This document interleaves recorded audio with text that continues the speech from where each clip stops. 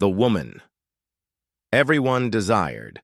The market square of Kafina City was always loud. Traders shouted prices, women bargained over tomatoes, and drummers beat their talking drums as if to remind everyone that life itself had rhythm. Children ran barefoot between stalls, their laughter mixing with the cries of goats and the clang of iron pots. The sun shone brightly, pressing its heat on the backs of everyone in the square. Yet nobody complained. In Kafina, this was normal. Heat, noise, and life walked together like old friends.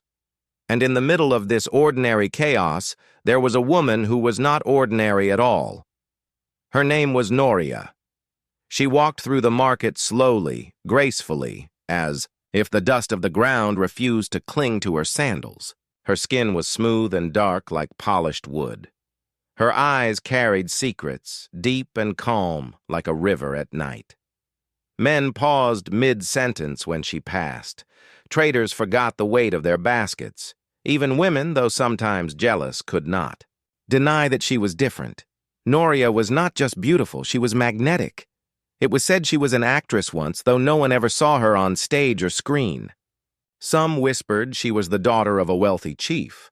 Others swore she had no family at all, that she had simply appeared one day, walking into Kafina from the dust of the northern road. But what everyone agreed on was this: Noria never said no. When a man approached her, nervous or bold, rich or poor, she listened. She didn't laugh at them, didn't push them away, didn't pretend to be above them. Instead, she would smile gently, tilt her head as if weighing his heart, and then say softly, "Yes." To the men of Kafina, this was both a dream and a mystery. Women in the city were known for their pride, their standards, their endless demands. But Noria, she was simple, almost humble. She did not ask for money, jewelry, or promises. She asked for only one thing: their presence. And when she gave herself to them, they thought they had conquered the world. But the truth was different. The whispered rumors at first, nobody noticed the pattern. Men who spent a night with Noria would boast the next morning, puffing their chests like roosters in the dawn. "Ha! I told you she would say yes!" One man would laugh to his friends at the beer parlor. Another would brag, "You think money buys women? Not her. I didn't spend a kobo, yet she came with me." Their friends would slap their backs, envy burning in their eyes. But weeks later, something strange would always happen. The wealthy trader would suddenly lose his contracts. The strong athlete would injure his leg and never run again. The proud shopkeeper's wife would leave him without reason. Some said it was coincidence. Others whispered it was punishment for their pride. But the elders, sitting quietly under the old baobab tree, knew better. "She is not ordinary," one elder murmured. "Her beauty is not free," another replied. And soon people began to call her by a name in hushed tones. The collector, the men who still desired her. Yet even with these whispers, men still went to her. Desire is a stubborn fire. It burns even when you know it may destroy you. There was Bello, the wealthy cattle trader, who owned the largest herds in the north. He had wives, concubines, and slaves, yet he still wanted Noria. One night with her, and within a month, a strange disease swept his herd. His cattle died one by one until nothing was left but bones. There was Kunle, the star athlete at the university, whose legs ran faster than the wind. He laughed when his friends warned him about Noria. "You believe old women's tales? Watch me conquer her," he said. He did. But 2 weeks later, his legs failed him. Doctors said his spine had collapsed. Kunle never ran again.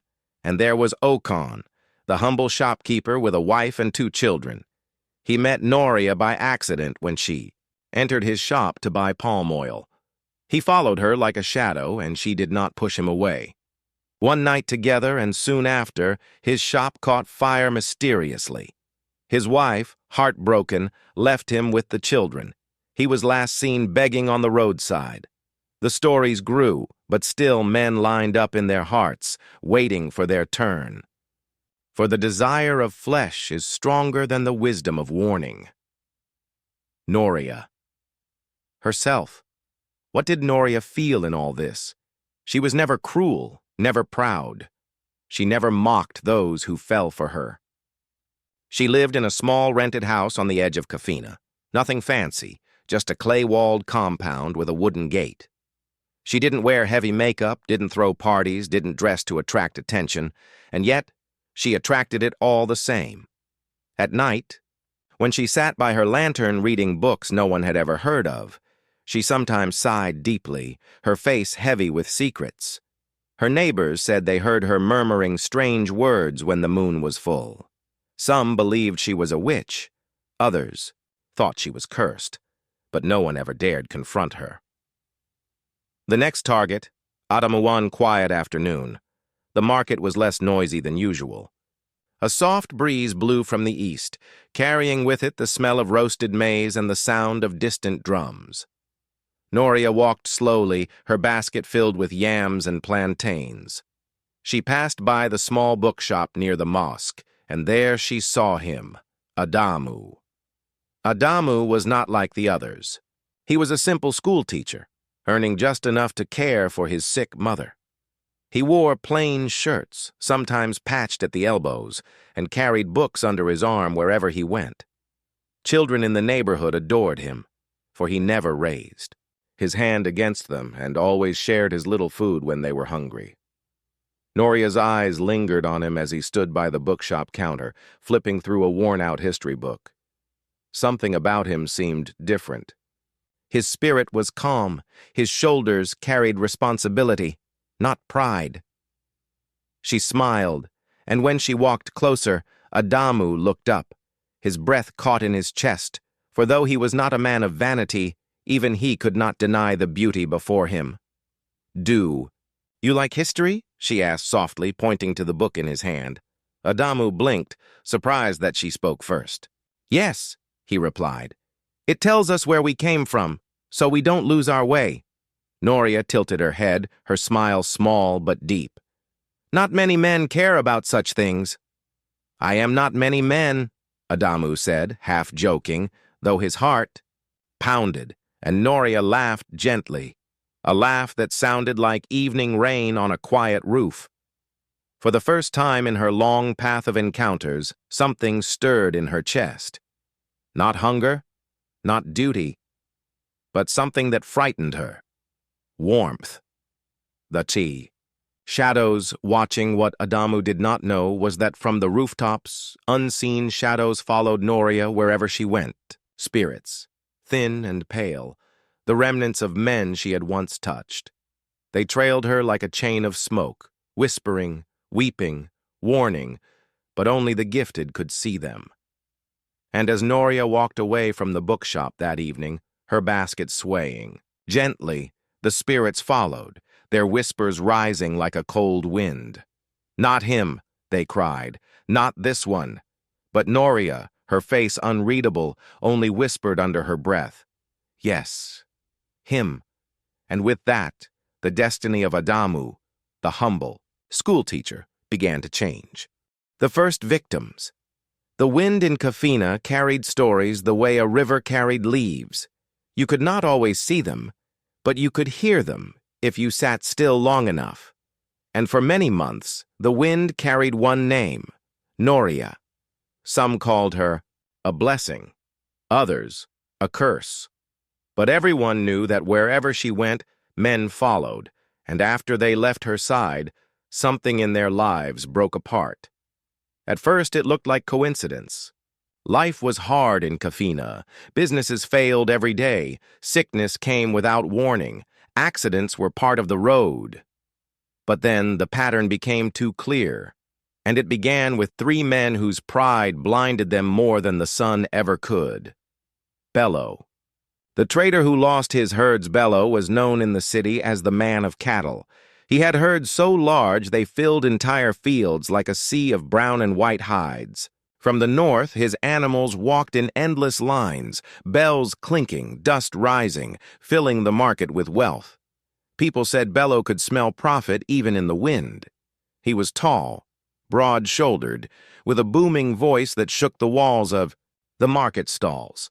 He had 3 wives, each living in large houses he had built with his success. Yet even with his riches, Bello wanted more. Not more cows, not more money, but more conquests. The day he first saw Noria, he was sitting at the beer parlor with his friends. The drums outside beat lazily, and sweat ran down his bald head, as he laughed loudly, boasting about his new purchase of 100 calves. Then she passed. She was not dressed like the women he was used to. No heavy beads, no gold wrappers, no bangles that clanged with every step. Noria wore a simple gown that flowed with the wind, and her hair was tied back with a plain scarf. But when she glanced his way, just once, Bello forgot his words. His laughter died in his throat. "Who is she?" he asked his friends, pointing. With his chin, they chuckled. "That is Noria, the woman of yes." Bello grinned, his teeth flashing. "Then she will not refuse me." He met her that evening, offering her drinks, meat, and promises of wealth. But she did not ask for any of it. She only looked into his eyes with that calm, unreadable gaze and whispered, "I will come." And she did. That night, Bello thought himself a king above kings. He boasted later to his friends, "She is nothing special. I took her like any other." But his downfall began almost immediately. Within a week, his cattle started dying. First 1, then 5, then 20. The veterinarians shook their heads, confused. "We have never seen such a sickness," they said. The animals' eyes turned. Dull, their bodies wasted, their legs buckled. Bello spent thousands trying to save them. But it was useless. By the end of the month, entire fields lay empty, the ground littered with bones and silence. His friends avoided him. His wives whispered in the dark. His name, once respected, turned to pity, and though he never spoke it aloud, Bello knew the truth in his heart. His kingdom had fallen the night Noria said yes. Kunle, the athlete who could not run if Bello was. Known for wealth, Kunle was known for speed. At the university, his legs were his pride. He could outrun the wind itself, leaving even the fastest boys gasping behind him. Coaches whispered that he was destined for the national team, maybe even the Olympics. Girls followed him like shadows, their eyes glowing when he passed. But Kunle was not satisfied. He wanted the one prize that every man in Kafina whispered about, but few dared to touch, Noria. One night, at a party filled with music, beer, and the sharp smell of sweat, his friends teased him. "You think you can outrun everyone, Kunle? Let's see if you can catch the collector." "The collector?" he laughed. "Is she a ghost? Watch me." And before anyone could stop him, he went to her. She sat in the corner of the hall, sipping. Palm wine quietly, her face calm in the storm of noise. "Dance with me," Kunle said boldly. Noria raised her eyes, her lips curving slightly. Yes, and so he thought he had conquered what others only dreamed of. That night, she left with him. He bragged the next day, his voice loud, his arms waving as he told his friends how easy it was. "You people fear shadows," he said. "She is just a woman, nothing more." But 2 weeks later, as Kunle ran across the university field, his legs suddenly buckled. He fell to the ground screaming, clutching his spine.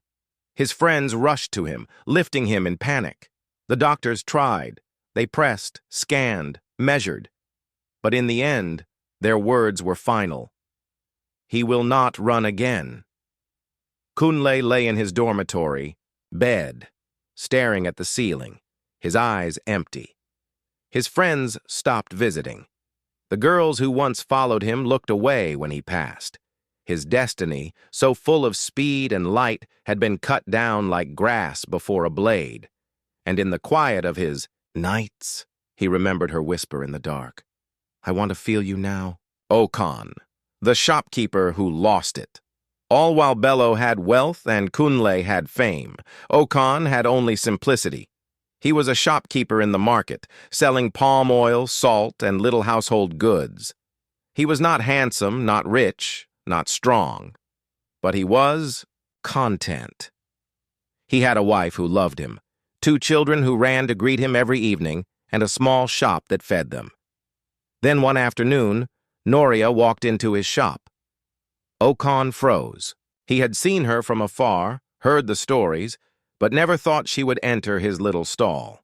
She bought palm oil, paid quietly, and turned to leave. Something in Okan snapped. He followed her, stammering words he didn't even believe himself capable of saying. She stopped, looked at him, and smiled softly. "Yes," she whispered. That night, Okan felt like he had stolen the treasures of kings, but it was not treasure he had taken. Within days, his life began to unravel. His shop caught fire, the flames devouring everything he had built. His wife, heartbroken and suspicious of his late-night absences, left him, taking their children. Neighbors avoided his eyes. Friends shook their heads.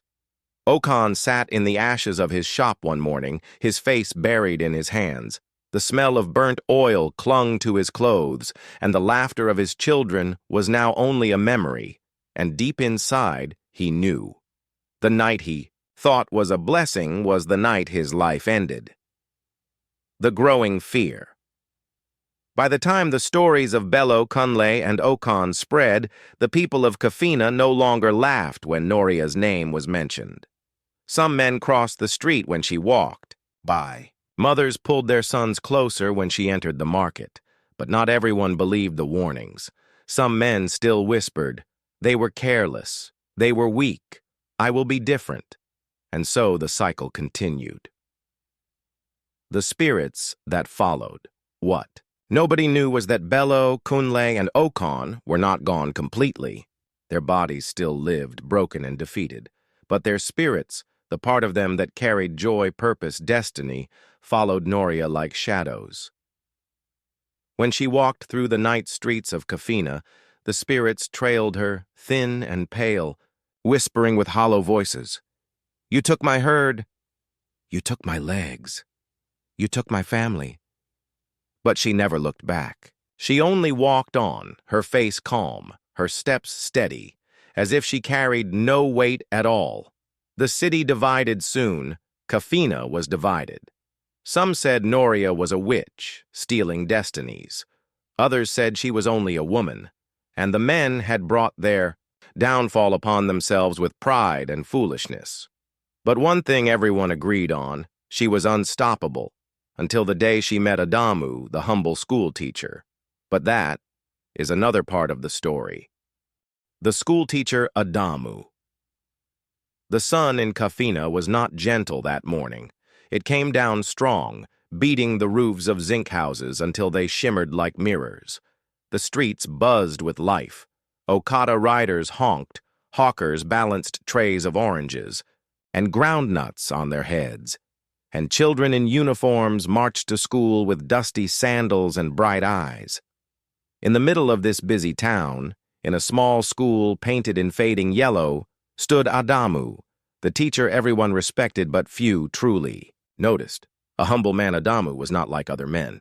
He was not rich like Bello, nor famous like Kunle, nor ambitious like Okan.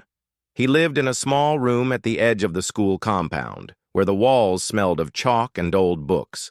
His bed was simple, his table stacked with exercise books, waiting to be marked, and his only luxury was a kerosene lamp that glowed into the night as he prepared lessons.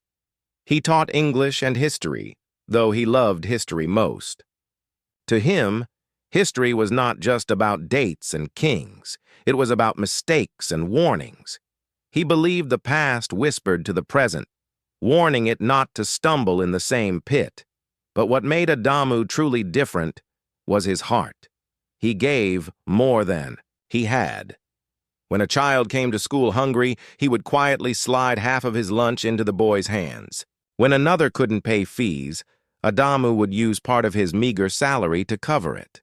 And above all, Adamu cared for his mother, Aisha, his mother, his anchor mama.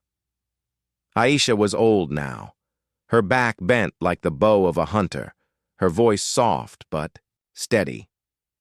She had raised Adamu alone after his father died when he was just a boy. She worked in people's farms, pounded yam for neighbors, and sold beans cake at dawn just to feed her son and send him to school. Her greatest joy was that her sacrifice had not been wasted. Adamu had grown into a gentle, educated man, but her greatest sorrow was her illness. A slow, eating sickness had taken her strength. Some days she could walk around the yard humming old songs, but other days she lay on her raffia mat, her face pale, her body trembling. Adamu did everything for her, cooked, fetched water, cleaned, prayed. He never complained. His mother was his anchor, and though life was difficult, he felt rich whenever he saw her smile. But Mama Aisha worried for her son. She would often say, her voice weak but firm, "Adamu, you are too trusting. Not every smile is clean. A woman's. Beauty can be a trap, my son. Promise me, you will look with your heart before you look with your eyes." Adamu always nodded, even though he thought his mother was only being cautious. The first glimpse of Noria 1. Thursday afternoon, Adamu walked, home from school with a bag of books hanging from his shoulder. The streets were quieter than usual, the market stalls half empty, as if the town was waiting for something to happen. He stopped at a small bookshop near the mosque to look for an old history text he needed for class. The shop smelled of dust, paper, and dried ink. The wooden shelves leaned with the weight of forgotten books. As he scanned the spines, his eyes caught sight of someone in the corner. She was standing silently, a book in her hand, her head bent in concentration. Noria. Her gown was plain white, flowing to her ankles, her hair tied in a simple bun. There was nothing extravagant about her clothes, yet she glowed as if the light of the shop had been made only for her. For a long moment, Adamu stood frozen, his hand still resting on a torn geography book. Something stirred in his chest. Something he could not name. Then she looked up. Her eyes met his, calm, deep, searching. "You read history?" she asked, her voice low, like rain on dry soil. Adamu swallowed. "Yes, it tells us where we came from, so we don't lose our way." Noria tilted her head, her lips curving slightly. Not many men care about such things. "I am not many men," Adamu replied without thinking. His heart pounded at his own boldness. Noria smiled. Not a wide smile, but one that seemed to slip under his skin, warm and dangerous. And in that moment, Adamu felt the first crack in the walls he had built around himself. The invitation. They spoke for a long time, standing between dusty shelves. She asked about his teaching. He asked about her reading. She answered with soft, short words that left him curious, wanting more. Finally, she said quietly, "It is late. Will you walk me home?" Adamu hesitated. His mother's voice echoed. In his head, not every smile is clean. But then he looked at her eyes, calm and unwavering. How could someone with such eyes bring harm? "Yes," he said. And so they walked through the narrow streets of Kafina, her steps graceful, his steps careful. Passers-by turned their heads, whispering, some even gasping, for it was not common to see Noria with a man in daylight. At the gate of her small rented house, she stopped, looked into his eyes, and said softly, "Come in." Adamu's breath caught. The words were simple, but they carried weight, like a door opening to a place he had never been. He wanted to refuse. He wanted to say goodnight and return to his mother, but his lips betrayed him, yes, and with that, he stepped into the trap. The strange night Noria's house was simple, clay walls, a wooden table, a kerosene lamp glowing dimly. But there was a heaviness in the air, like the room was holding its breath. She excused herself, saying softly, "I will freshen up." She disappeared into the back room. Adamu sat awkwardly, staring at the flickering flame of the lamp. His palms sweated. His heart raced. When she returned, she was dressed in something loose, flowing like smoke. She came close, her steps soundless, her eyes fixed on his. "I want to feel you now," she whispered. The words wrapped around him like chains. He didn't resist. He couldn't. That night, he gave himself to her, body and soul. But as she slept, beside him later, Adamu did not sleep. Something was wrong. Her lips moved in the darkness, whispering words he did not understand. Her fingers twitched as though weaving invisible strings. Her breathing slowed unnaturally, and her face, though beautiful, looked too focused. As if she was working, not resting, Adamu lay still, his chest heavy, his eyes wide. For the first time in his life, fear sat beside him in bed. The morning after, when the rooster crowed, Noria was already gone. The bed beside him was cold, the air still heavy with her scent. Adamu stood, his body weak, his mind clouded. He looked in the small mirror by the door and gasped. His eyes looked sunken, his skin pale, his shoulders drooping as if he had aged years overnight. He shook his head, blaming tiredness. But deep in his chest, something whispered, "Something is wrong." When he reached home, Mama Aisha was waiting, sitting by the doorway with her walking stick. She looked at his face, frowned, and shook her head. "My son," she whispered, "what have you done? Your light. It is dimmer." Adamu forced a smile. "I am only tired, Mama." But when he lay down that night, he could not sleep. He felt watched, drained, as if something had been taken from him. And so, for the first time, Adamu decided he must find the truth about Noria. The truth about Noria. The nights in Kafina had always been comforting to Adamu. The crickets sang their songs, the breeze cooled the heat of the day, and the stars blinked gently above like lanterns hung by unseen hands. But after that night with Noria, the night no longer felt safe. When Adamu lay down, the air grew heavy, as though someone else breathed beside him. His dreams were restless. He would see shadows crawling across the walls, whispering in voices too faint to understand. He woke with sweat dripping down his face, his chest thudding as if he had been running, and always, he felt weaker each morning. His mother noticed too.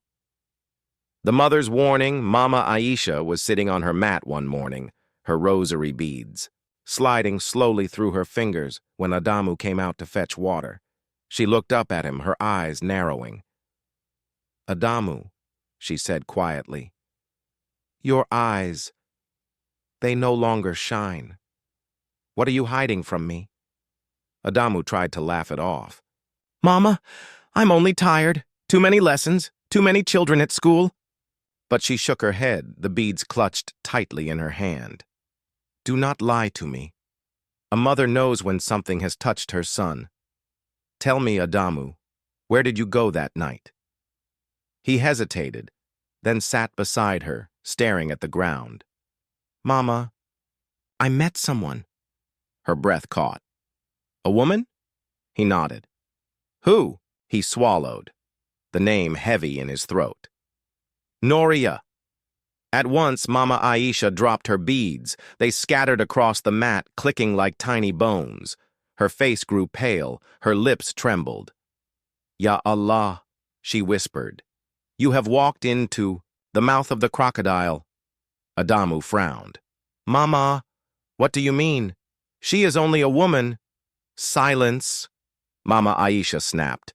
her voice sharper than he had ever heard it. She grabbed his hand with surprising strength. She is not only a woman. I warned you, Adamu. I told you, not every smile is clean. Do you not hear the stories? The men she touches, they wither. She feeds, Adamu. She feeds! Adamu's chest tightened. Feeds on what? Mama Aisha's eyes glistened with tears. On life itself. The decision to seek help that night. Adamu could not rest. He sat at his table, his books open but unread, his lamp burning low. His mother's words echoed in his mind. She feeds on life itself. Was it true, or was it fear? But the weakness in his bones, the dimness in his eyes, the strange whispers in his dreams, they all told him it was more than just fear. He needed answers. In Kafina, when people faced problems too heavy for the body or the mind, they turned to Baba Jatau.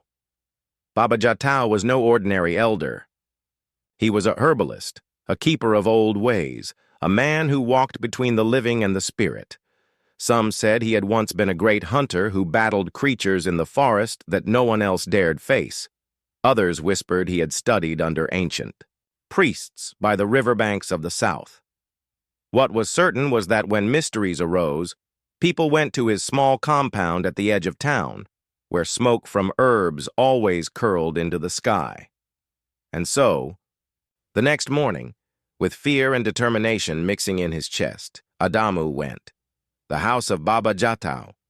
The path to Baba Jatau's house was narrow, lined with tall grasses that whispered against Adamu's legs as he walked. Birds flew overhead, their cries sharp, almost warning.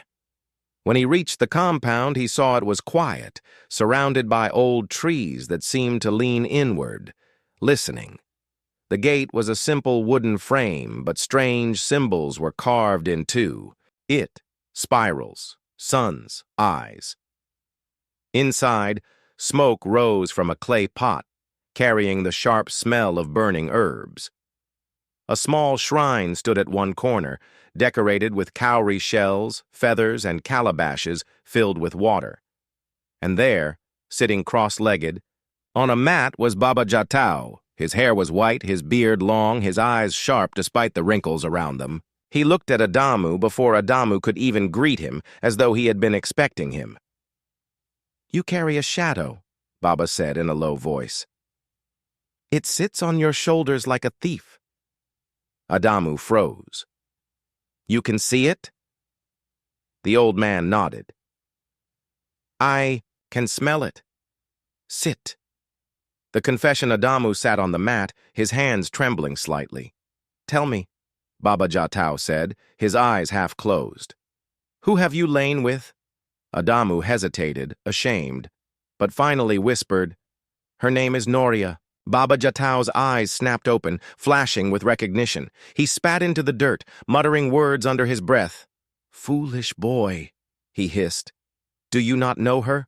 Do you not hear the cries of those she has devoured? Adamu's chest tightened. Devoured? She is not a monster. She is just... She is a soul harvester, Baba interrupted sharply. A woman bound to an ancient cult, cursed to live by draining the essence of men. You think she takes your body? No, she takes your destiny, your light, your strength. Adamu swallowed hard, his throat dry. Then, what I feel, the weakness, it has begun, Baba said grimly. The revelation. The old man stood slowly, his bones creaking, and went to the shrine. He took a calabash of water, murmured incantations over it, then placed it before Adamu. Look, he commanded. Adamu leaned over. The water. His reflection was there, but faint, blurred, as though someone had rubbed away half of his face. Around the edges of the reflection were dark, swirling shadows. What is this? Adamu whispered, fear prickling his skin. It is you, Baba Jatau said. Or what remains of you. She has taken part of your essence. If you return to her, she will take it all, and you will end like the others, empty, broken, forgotten. Adamu's stomach churned. Images of Bello, Kunle, and Okon flashed in his mind. Men once strong, now fallen like dry leaves. He clenched his fists. Then I must stop her. I cannot let her steal what is left. Baba Jatau looked at him for a long time, his eyes unreadable. Then he nodded slowly. "You are brave," he said. "But bravery alone will not save you. She is bound by powers older than your ancestors. If you wish to face her, you must carry protection." The preparation, the next hours passed in a blur. Baba Jatau lit herbs that filled the air with bitter smoke. He tied charms made of leather and cowrie shells around Adamu's wrists and neck. He marked his forehead with chalk, muttering prayers. In a language Adamu did not know.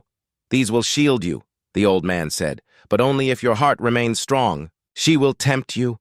She will whisper lies sweeter than honey. If you listen, all is lost." Adamu nodded, though fear still gnawed at his chest. Baba Jatau leaned closer, his voice dropping. "And remember this, she is not only a thief. She is also a prisoner.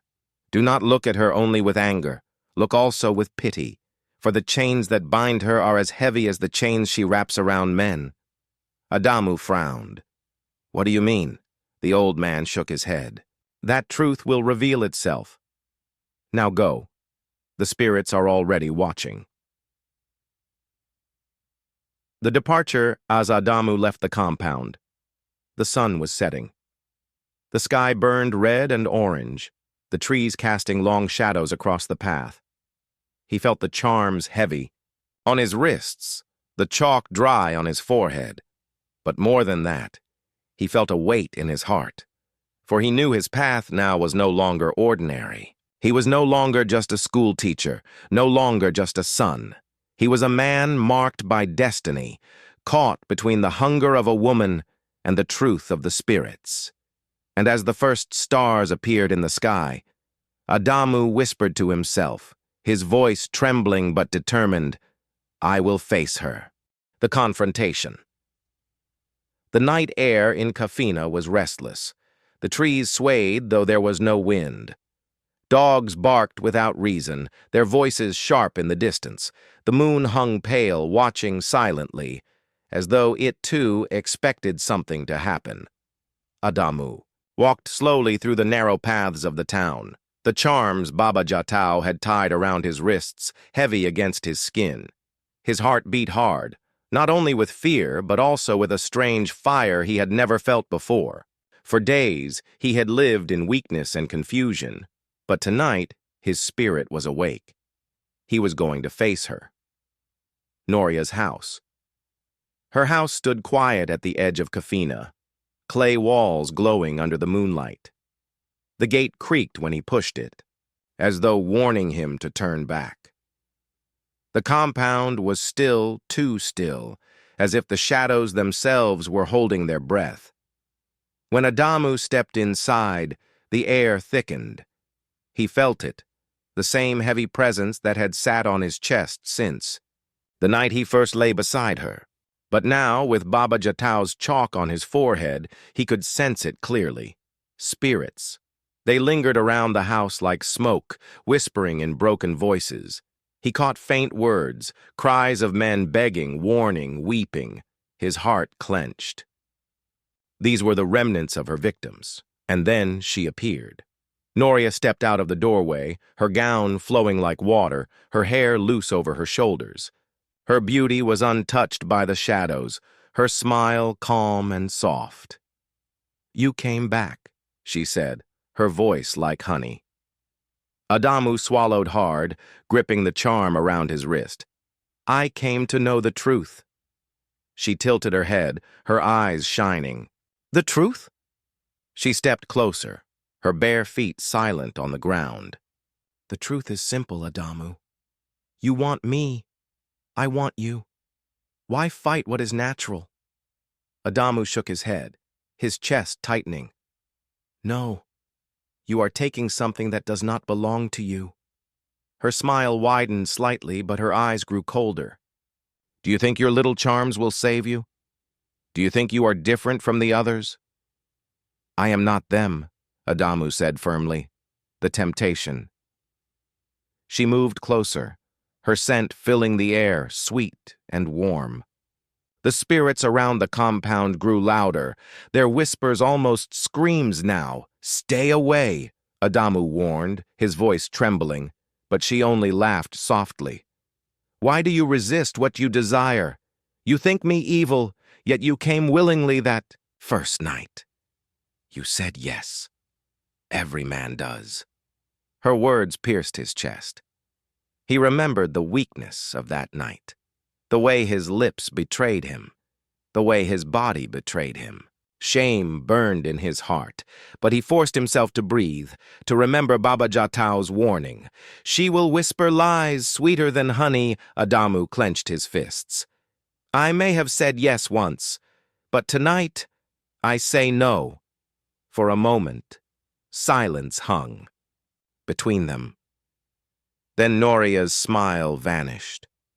The unmasking. The air shifted. The shadows deepened. Her face, still beautiful, seemed to ripple as though a veil had been lifted.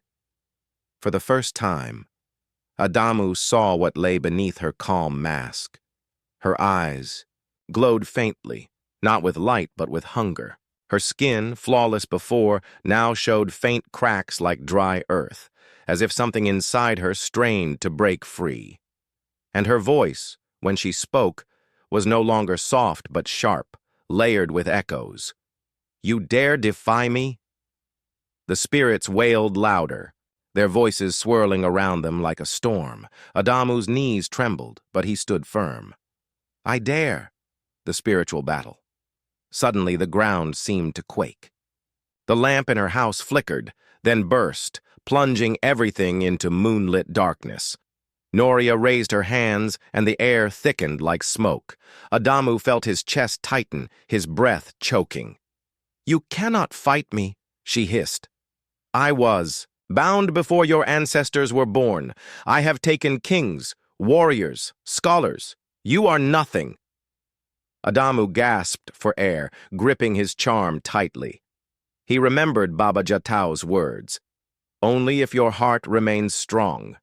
He shut his eyes and whispered, a prayer, his mother's voice in his memory guiding him. Not every smile is clean. Hold on to the light. The charms on his wrists grew hot, burning his skin. The shadows recoiled, hissing like snakes. Noria screamed, her voice shattering the silence. Her body twisted, and for a moment, Adamu saw the truth. Not just a woman, but an ancient prisoner, her beauty woven from the stolen destinies of men. The spirits of the fallen, as she screamed, the spirits of her victims grew clearer. They stepped out of the shadows, pale and broken, their faces hollow but recognizable. Bello with his empty eyes, Kunle dragging his crippled legs, Okan clutching ashes in his hands. They circled Noria, crying, Release us! Release us! She fought against them, her arms flailing, her voice shrieking. You gave it freely! I took nothing that was not offered! The spirits wailed louder, their voices shaking the compound. We did not know! We were blind! You deceived us! Adamu felt tears burn his eyes. These were men destroyed, their lives stolen, their destinies wasted, and he knew he was one step away from joining them. He raised his voice above the cries. Let them go, Noria! Let me go! Her confession Noria froze, her chest heaving, her eyes wild. Then suddenly her voice broke, not with anger, but with pain. You think I chose this? She cried. You think I wanted this life? No, I was given to them. I was a girl, Adamu. A girl, my uncle, my own blood. He sold me to the cult for wealth. They bound me. They fed me the chance. They told me, live or die. And I chose to live. Her voice cracked. Every night I wanted to stop. But if I stop, I die. If I stop, the curse eats me alive. Do you not see? I am as much a prisoner as they are. The spirits wailed around her, but their anger seemed to soften for a moment. Adamu's heart clenched. He saw not only the thief of destinies, but also a woman trapped in chains older than herself. The final struggle. Noria staggered forward, her face torn between rage and sorrow. "Help me, Adamu," she whispered, "or kill me. There is no other way." Adamu's hands shook. The charms burned hot, urging him to end it, to break her power. But Baba Jatao's words echoed in his mind. She is also a prisoner. Do not look at her only with anger. Look also with pity. He lifted the charm high and shouted, "By the light of the one who made the sun and the moon, I break these chains!" A blast of wind tore through the compound, shaking the trees. Noria screamed again, her body twisting, her beauty crumbling as the stolen years poured out of her. The spirits cried out as chains of shadow shattered around them, releasing them one by one into the night sky. Adamu fell to his knees, his body weak, but his heart blazing. When the wind stilled, silence fell. Noria's collapse.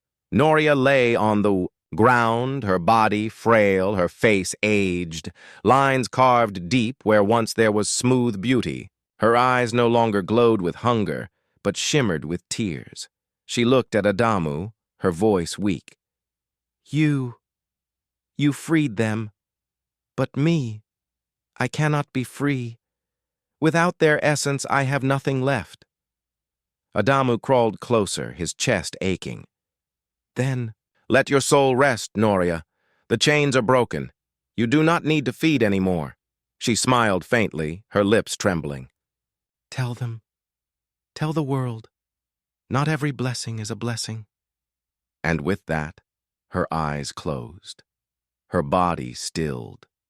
The spirits, now free, bowed their heads before fading into the night, their whispers finally at peace. Adamu sat there for a long time, the moonlight washing over him, the weight of what had happened pressing on his shoulders. He had survived, but he knew his life would never be the same. Redemption and warning. The dawn came slowly over Kafina. The first rays of sunlight touched the roofs of zinc houses, turning them golden. Roosters crowed, goats bleated, and women began sweeping their compounds with long brooms, their songs floating gently through the morning air. Life returned to the town as if nothing had changed. But for Adamu, everything had changed. He sat in Noria's compound, his body weak, his clothes covered in dust, the charms on his wrists now dull and lifeless. Before him lay Noria's still form. Her once radiant beauty was gone. In its place was the frailty of an old woman who had carried too many years. Yet her face looked peaceful. Her lips curved in a faint smile, as though for the first time in decades she had found rest. The spirits that had haunted her were gone. The air felt lighter, freer, like chains had been broken. But Adamu's heart was heavy. The villagers arrived by mid-morning. Word had spread. People in Kafina whispered that strange sounds had come from Noria's compound the night before.